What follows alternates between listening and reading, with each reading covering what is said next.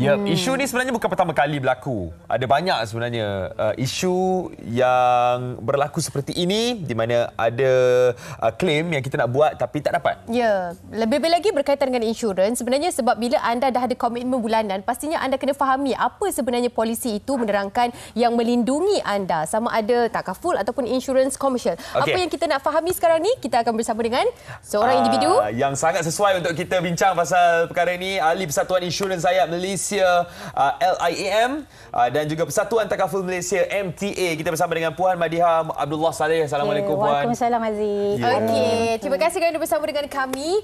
Mungkin sebelum kita nak perhalusi perkara ini, pertama kali kita bersua. Begitu juga dengan penonton Malaysia hari ini. Nak perkenalkan jugalah bagaimana Puan Madiha dalam industri ini dan berapa tahun dah kabarnya? Oh, okey. Saya berkecimpung dalam dunia financial pada 2010.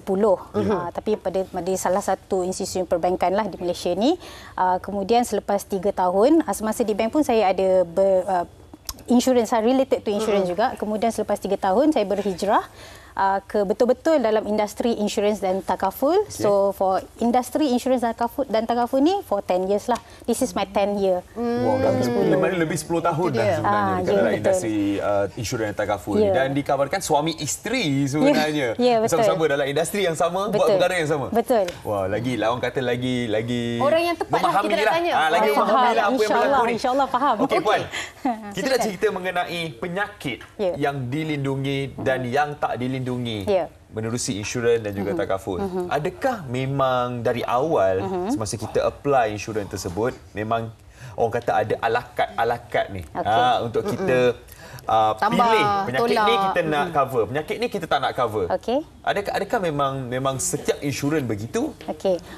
Pertama sekali, Haziq and Anim, insurans ni dia ada banyak jenis. Okey, dia ada perubatan, dia ada motor, dia ada rumah, macam-macam insurans hayat tu life saja. Kemudian ada pula perubatan yang selalu orang sekarang ni medical card ni. Medical card ni sebenarnya adalah alakat medical card ni dia kalau bahasa takaful insurance kita panggil rider. Dia bukan benda yang wajib di dalam satu insurans. Kadang-kadang ada orang dia beli insurans melalui panggilan telefon, tali marketer dan sebagainya. Dekat situ mungkin dia tak tahu, mungkin bila kata I dah ambil insurans, tapi sebenarnya dia tak dapat medical card. Tapi mungkin dalam fikiran dia samalah semua insurans. So dia tak faham. Jadi kita perlu tahu bahawa ada macam-macam jenis. Yang pertama sekali, kalau insurans hayat tu dia memang benda perkara paling asas sekali dalam insurans. Orang kata rule of thumb. Kan, benda paling penting. Kemudian baru datang yang lain-lain ni, sakit kritikal, tambahan, optional, rider, alakat tadilah. Accident, alakat tadi, tambah lagi. Medical card, tambah lagi. Dan macam-macam lagi. Okey, itu yang kita perlu fahami dahulu. Asas dia sebenarnya kalau kita dah ambil tu kadang-kadang pukul rata je. Ambil satu tapi ingat cover semua. Berdasarkan laporan sebentar tadi, Puan Madiha, yang kita tengok tadi apa yang berlaku ialah claim tak approve. Claim itu tidak diluluskan disebabkan tidak ada dalam polisi penyakit influenza. Itu yang paling sedih. Last-last tengok bil dah beribu-ribu dah ni. Lepas tu kita tak boleh nak claim apa-apa dengan keadaan ekonomi sekarang ini menekan segala benda. Jadi di mana silapnya? Bagaimana ianya boleh terjadi? Okey, pertama sekali individu yang sign up, dia sign ni tanda tangan kontrak. Okey, kontrak tu pertama sekali dia ada banyak pihak dekat situ. Ada orang yang mencarum, ada mungkin ejen perunding tu, dan juga ada company, ada juga doktor. Ada banyak pihak ni. Jadi kalau kita based on satu kes tu, kita kena mendalami lagi. Pokok pangkalnya apa yang berlaku decline ataupun approve sesuatu GL, guarantee approve ataupun pre-authorization letter ke whatever name yang kita panggil. Sebab kita tak panggil guaranteed letter. Dia definitely dia akan panggil pre-guaranteed letter. Pre-authorization letter. So, belum confirm. Dia pre. Walaupun dia issue di GL tapi nama dia pre.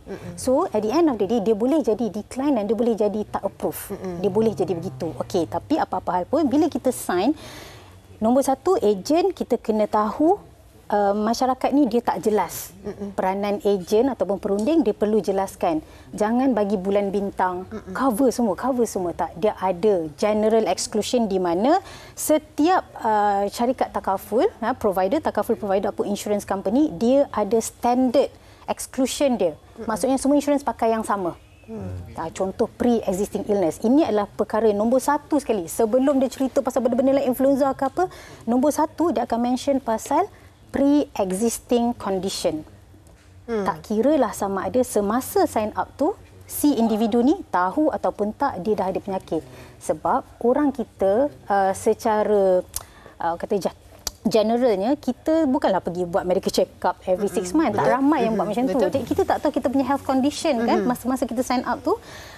Tapi regardless, di dalam polisi ataupun dalam kontrak mengatakan pre-existing illness sama ada semasa sign up ataupun sebelum tu dah ada. Walaupun dia tidak tahu. Jadi mungkin kes yang kita nak relatekan ni ke barangkalian dia dah ada sakit tu, mungkin ini saya tak pasti kena dig down, ke barangkalian dia ada exclusion yang mungkin dia tak tahu. Maksudnya exclusion tu di sini bermaksud pengecualian. Ada spesifik sakit-sakit yang dia tak tahu bahawa tak cover dalam polisi I ni, atau mungkin dia tak ambil medical card pun boleh jadi juga. Yang menyebabkan benda tu tak approve kan? Betul. Boleh juga sebab waiting period ni. Mungkin waiting period dia bulan lepas lagi, boleh juga jadi decline. Jadi ada banyak sebab. Okey, kalau anda ada sebarang soalan mengenai insurans atau telefon anda nak tanya kepada Puan Madiha, boleh pergi ke Facebook MSI sekarang ni, tanya dekat live kami tu. InsyaAllah kita akan cuba tanya kepada Puan Madiha. Tapi ada satu lagi situasi, Puan. Di mana kalaulah contoh kita ambil contoh anak yang tadi yang pernah ada orang kata history, sejarah yang pernah claim. Penyakit yang berkaitan respiratory ke, contoh pernafasan. Kalau pneumonia ke, bronkitis ke, asma itu semua dimasukkan ke bawah respiratory. Walaupun dia kena salah satu saja. Adakah perkara sebegitu boleh jadi tak cover? Boleh jadi. Boleh jadi. Sebab apabila seseorang tu diambil, dia pun dah tahu. Yang ni kes dia aware pula dia dah ada sakit. Tadi dia tak aware kan? Yang tadi kita bincang dia tak aware dia ada sakit. Kes yang ni pula mungkin si ibu bapa dia tahu anak dia ada masalah pernafasan, tapi dia tak tahu bronkitis ke pneumonia ke, anak I ni asma ke, dia pun tak tahu nak classify di mana. Sebab dia bukan doktor kan? Jadi bila dia sign up tu, mungkin dia declare. Lepas tu waiting period pun dah habis, dia nak masuk hospital, mungkin anak ada masalah pernafasan dan sebagainya. Jadi apa-apa pun GL boleh approve ataupun tak approve bergantung pula kepada doktor punya declaration di dalam application GL tu. Sebab yang apply GL tu adalah pihak hospital. Pihak hospital akan hantar application kepada pihak takaful ataupun insurance, mengatakan sakit dia ni apa, treatment plan dia apa. Doktor akan bagi tahu treatment plan apa, sakit apa. Jadi daripada situ whatever wording comes from the doctor is also important, very important untuk syarikat takaful keluarkan GL ataupun tidak. Just in case sekiranya ada exclusion, contohlah saya ada bronkitis tapi saya tak ada asma, contoh jadi dia declare dia bronkitis. Mungkin ada exclusion bronkitis, tapi di dalam exclusion punya clause dia akan mengatakan direct or indirectly apa saja yang mengenai pernafasan dia tak cover. Itu yang dia kena faham. Betul. Direct or indirectly. Jadi berbalik kepada tanggungjawab siapa yang perlu menerangkan lah kan kepada individu tersebut apa sebenarnya polisi anda lindungi, itu perlu berhati-hati. Dan antara yang kita nak tanya, tapi kita nak meraihkan salah seorang pemanggil ada kita seorang ni. Pemanggil yang nak bertanya. Siapa namanya? Baharudin. Encik Baharudin. Assalamualaikum. Assalamualaikum, Encik Baharudin. Waalaikumsalam warahmatullahi wabarakatuh. Okey. Dengan cerita Encik Baharudin ada soalan, silakan. Okey, saya terus kepada soalan lah pada di panel ni kan. Saya dah sign up insurans ni semua kan, dan saya buat bayaran premium. Tapi yang jadi masalahnya apabila berlaku sesuatu selepas sign tu mungkin 3 bulan ke setahun ke kan. Jadi bila saya cek dengan insurans, bayaran tak sampai kepada pihak HQ insurans tu. Jadi apa yang perlu saya boleh buat? Encik Baharudin bayar kepada siapa? Bayar kepada akaun ejen. Maknanya akaun itu adalah akaun individu di atas nama ejen tersebut, betul?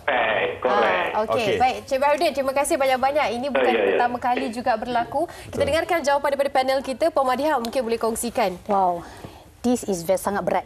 Ini sangat berat. Ini dah melibatkan compliance. Apabila melibatkan compliance, ia berbahaya kepada bukan sahaja kepada si pencarum, tetapi juga kepada individu, ejen itulah, perunding itulah, dia boleh di-terminate because sebenarnya tidak boleh langsung masuk ke dalam akaun individu, personal. Tak boleh. kalau dia perlu keluarkan cek pun, cek tu mestilah nama company tu. Nama company tu kan. Jadi biasanya kalau... Apa yang boleh dilakukan oleh Encik Baharudin sekarang? Okey, Encik Baharudin saya nasihatkan pertama sekali, kalau katalah ejen tidak dapat dihubungi, contoh, call lah contact center syarikat tersebut.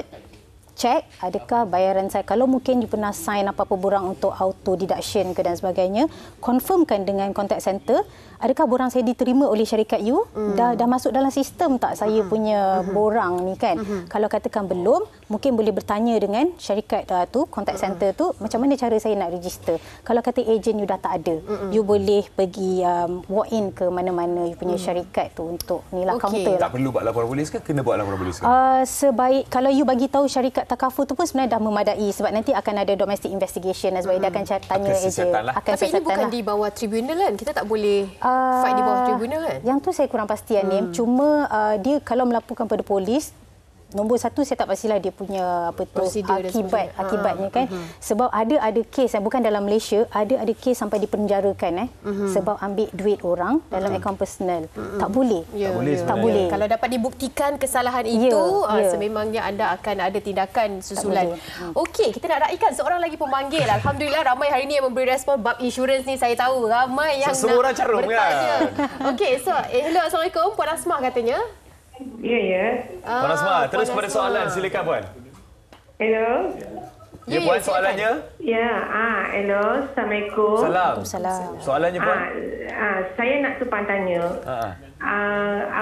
Saya dah beli insurans lama. Okey. Soalan dia, saya punya ejen tak ambil tahu tentang saya punya polisi. Dia kiranya dia lepas tangan. Okey. Lepas tangan. Adakah boleh tukar ejen lain? Betul? Macam mana saya nak buat ya? Alright, terima kasih Puan. Dah berapa tahun dah Puan? Yang lama tu berapa tahun kalau boleh saya tahu? Dekat 20 tahun dah saya. Masya-Allah. Okey, 20 tahun dengan seorang ejen yang lepas tangan. Adakah Puan Asmah boleh tukar ejen ataupun kena duduk di bawah ejen yang sama? Ataupun mungkin fahaman fungsi ejen itu perlu diperjelaskan juga. Okey, 20 tahun lama. Saya nasihatkan puan ni teruskan lah. Pertama sekali teruskan sebab itu matang semua pun dah matang dah. Itu kalau claim tu easily insya-Allah dia boleh, salah satu cara yang saya boleh advise, dia boleh tukar ejen. Dia boleh lantik sesiapa yang dia percaya. Yang dia percaya untuk dia lantik sebagai ejen yang baru. Tak ada masalah. Boleh buat macam tu asalkan dalam satu syarikat yang sama. Ataupun sebenarnya dia boleh call juga contact center. Mungkin ejen dah tak ambil port ke, dah tak ambil tahu kan.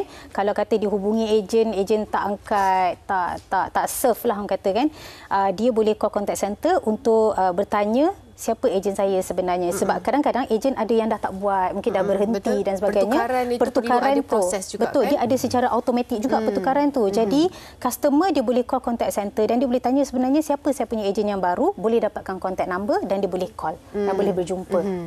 Okey, ada satu soalan dekat Facebook. Melinda, saya ada apply medical card. Betul ke kalau nak guna medical card kena tunggu 2 tahun baru boleh guna? Good question. Waiting period ni dia memang agak keliru sikit saya kan? Saya suka soalan ni. Sebelum kita akhiri perbincangan kita. Saya expect juga soalan yang akan keluar. Okey, dia ada 2 perkara tuan-tuan dan puan-puan di rumah, Anim dengan ni. Dia ada 2 benda. Satu waiting period, satu lagi contestable period. 2 perkara pada yang bertanya dan juga penonton lah. Waiting period, contestable period. Waiting period sama semua company, contestable period sama semua company juga. Waiting period adalah tempoh untuk you perlu menunggu sebelum you boleh gunakan GL ataupun guarantee letter itulah untuk dikeluarkan. Contestable period pula adalah tempoh di mana syarikat takaful, pengandali takaful ataupun insurans, dia berhak untuk contest claim. Contest claim sekiranya berlaku kita panggil dia was-was ataupun ada syak yang mengatakan mungkin dia dah ada this existing illness sebelum dia ambil lagi. Especially contestable period ni saya tekankan di sini, kalau claim tu especially berlaku yang something related to internal body organ, contohnya cyst, lump, macam tadi kan yang pernafasan tu, sebab dia kena dig balik adakah sakit tersebut existing illness ataupun tidak, dia akan investigate. Itu dia antara yang anda perlu fahami. 2 tahun ke beberapa hari ke yang dikabarkan oleh ejen, semak semula apa sebenarnya hari yang dikabarkan itu, bagaimana ianya fungsi dan sebagainya yang perlu anda fahami. Okey, kepada anda semua untuk pengetahuan, jika anda ada sebarang komplain berkaitan dengan insurans, sebenarnya Bank Negara kita ada mengeluarkan satu form ataupun borang yang boleh anda dapat secara online untuk anda isi apa sahaja berkaitan seperti mana yang anda dapat saksikan sekarang ini di kaca TV. Prosedur membuat aduan, perkara-perkara yang anda perlu tahu sebelum membuat aduan. Aduan. Okey, aduan. Anda baca ada 2 bahasa, bahasa Melayu dan juga bahasa Inggeris, yang mana anda faham. Kalau anda mungkin tergolong, masalah anda tergolong dalam yang disertakan ini, anda boleh buat aduan. Betul. Bolehlah buat aduan di Bank Negara Malaysia. Terima kasih banyak. Sebenarnya tak cukup masa. Baru sedikit tau kita tanya dengan Puan Madiha ni. Kalau boleh nanti datang lagi lah. Cuma saya nak nasihat kepada kawan-kawan kat luar sana kan. Saya ada satu quote saya nak share. Biar susah apply, jangan susah claim. Betul. Jadi terus terang masa anda nak apply itu terus terang. Jangan berselindung. Kalaupun dulu 20 tahun dulu pernah ada asma, tapi dah baik. Bagi tahu je yang anda pernah ada asma. Contohnya begitu. Sebab nanti kalau tak boleh claim, lagilah susah. Okey, terima kasih kepada Puan Madiha Abdullah Saleh, Ahli Persatuan Insurans Hayat Malaysia Liam, dan juga Persatuan Takaful Malaysia MTA. Bersama dengan kita berkongsi bagaimana anda perlu fahami tentang apa yang insurans anda lindungi.